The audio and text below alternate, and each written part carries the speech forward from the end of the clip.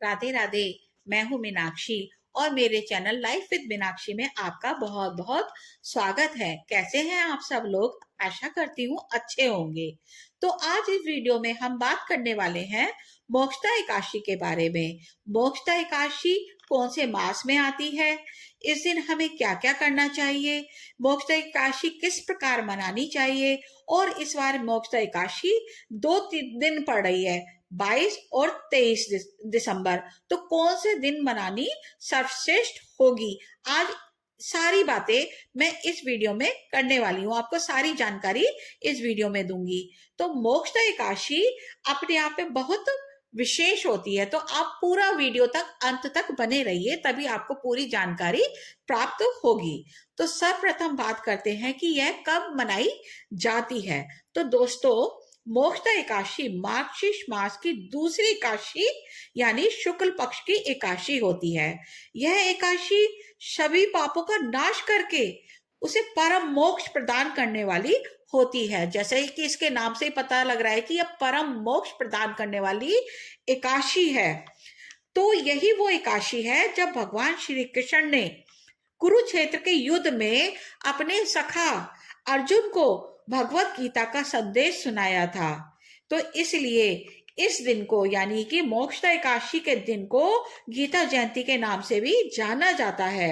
यह अत्यंत पवित्र और एक विशेष दिन है जिसका पालन जो लोग इसका व्रत रखते हैं उनको तो करना ही चाहिए, और जो लोग इसका व्रत नहीं रखते उन्हें भी मोक्षदा एकादशी के दिन गीता का पाठ अवश्य करना चाहिए और अपना मन पूरे दिन भगवान के भजन कीर्तन और भगवान की ही लीला गायन में लगा के रखना चाहिए, तो उन्हें भी एकादशी करने का फल प्राप्त होगा। इस दिन गीता का पाठ करना बहुत उत्तम माना गया है। गीता का पाठ करना भी और गीता का दान करना भी बहुत उत्तम माना गया है। चाहे आप एक गीता का दान करिए, चाहे आप 11 गीता का दान करिए, लेकिन इस दिन गीता के दान का भी विशेष महत्व होता है। अब बात करते हैं मोक्षदा एकादशी की।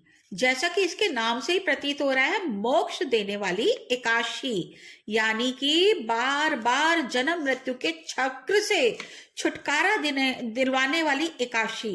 इस एकादशी का पालन करने से हमें भगवान के धाम की प्राप्ति होती है, और बार बार जो हम जन्म लेते हैं, हमारी मृत्यु होती है, इस चक्र से भी हमें छुटकारा मिल जाता है और हमेशा हमेशा के लिए हमें भगवान के धाम की प्राप्ति होती है, उनके चरणों की प्राप्ति हो जाती है।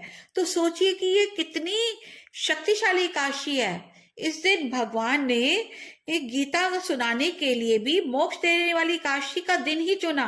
तो सोचिए कितनी शक्तिशाली एकादशी है। तो अब जानते हैं कि यह किस दिन मनाई जाएगी। देखिए, 22 दिसंबर को जो एकादशी है वो दशमी से युक्त है।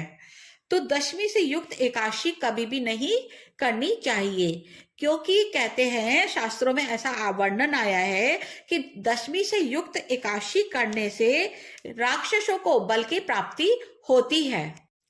बल्कि जिस स्थिति में द्वादशी लग रही हो वो वाली एकादशी करना सर्वोत्तम माना गया है।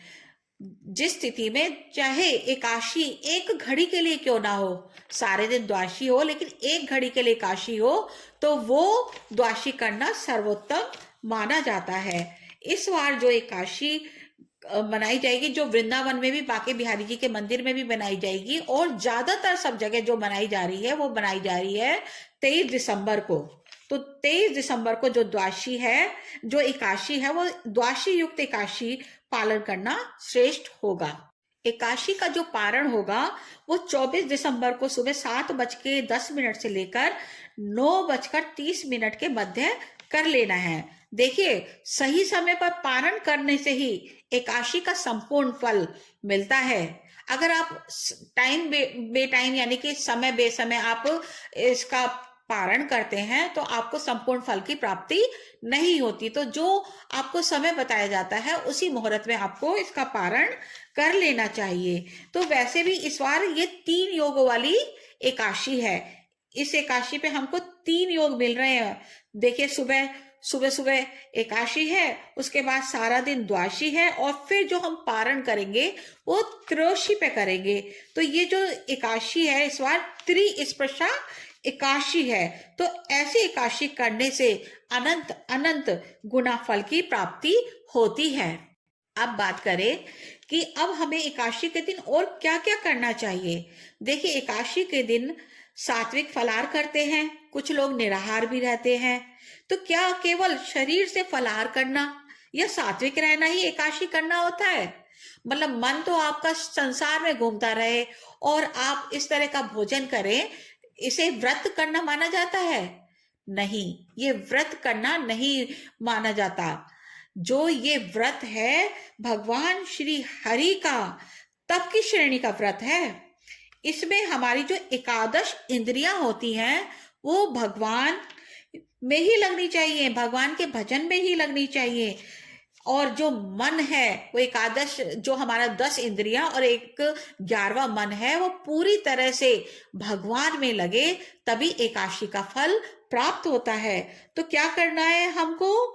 जो हमारी इंद्रियां हैं, जैसे वाणी से हमें भगवान का भजन करना है, हाथों से ताली बजा बजा कर भगवान का कीर्तन करना है, पैरों से हमें भगवान के मंदिर में जाना है और भजनों पर नृत्य करना है, और कानों से भगवान के भजन सुनने हैं, कीर्तन करना है, तभी आपका व्रत पूरा माना जाएगा। यही असली एकादशी का व्रत है, यही तप है, तभी एकादशी मानी जाती है। बाकी खाना पीना, शरीर से एकादशी करना, वो पूरा एकादशी नहीं मानी जाती। मन, इंद्रिय और वचन से एकादशी करना ही पूरा एकादशी का फल प्रदान करने वाला होता है।